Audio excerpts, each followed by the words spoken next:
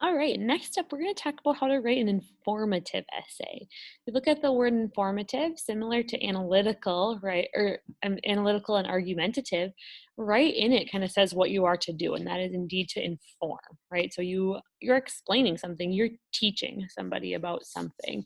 And it can be a ton of topics, right? So in Edgenuity, you may have a few different times where you are to write an informative essay and teach your audience about something that is happening.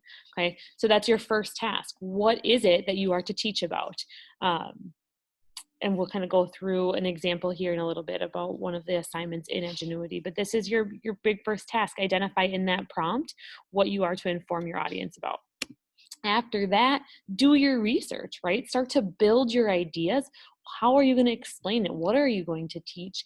And find the evidence and the facts to do so. Okay.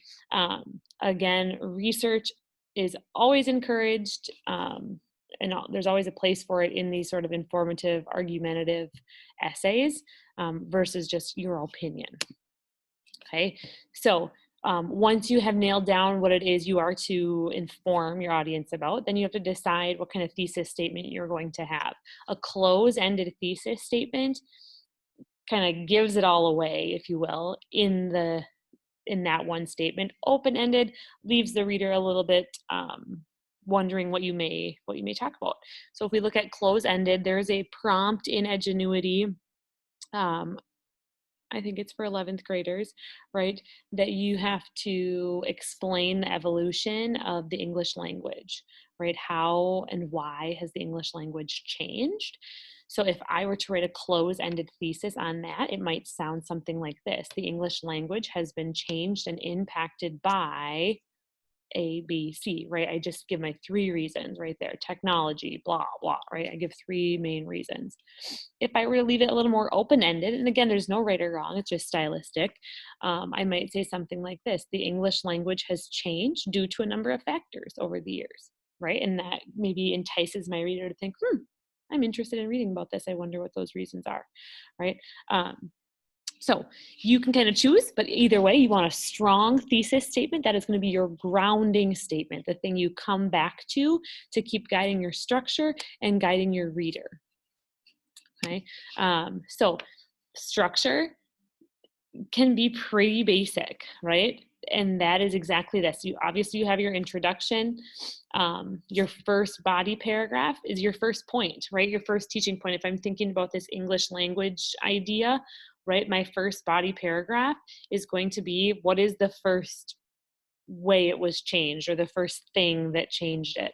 What's the second thing? What's the third thing, right? And that's how I structure my essay. It's pretty straightforward, right? Just as good and effective teaching is straightforward. And then of course I have a closing. Between all of those paragraphs, you use transitions to help guide your reader through. But it's kind of cool, right? It's a basic 5-paragraph essay, and you just inform and teach us about something. Okay.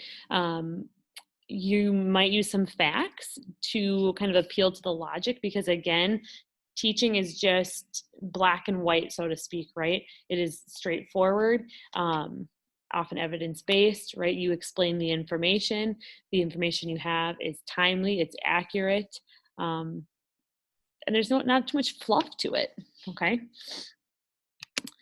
Here is your rubric for an informative essay. Again, the ideas are just well developed and supported. You have a nice structure, word choice. You use appropriate vocabulary for the topic that you are informing us about. Maybe vocabulary that's pertinent to that, and maybe you wouldn't use it elsewhere. Sentence fluency and conventions are strong, and help the reader kind of to understand and guide them through nicely without too much confusion in your writing. So I look forward to reading about what you have to teach us, and let me know if you have any questions about this.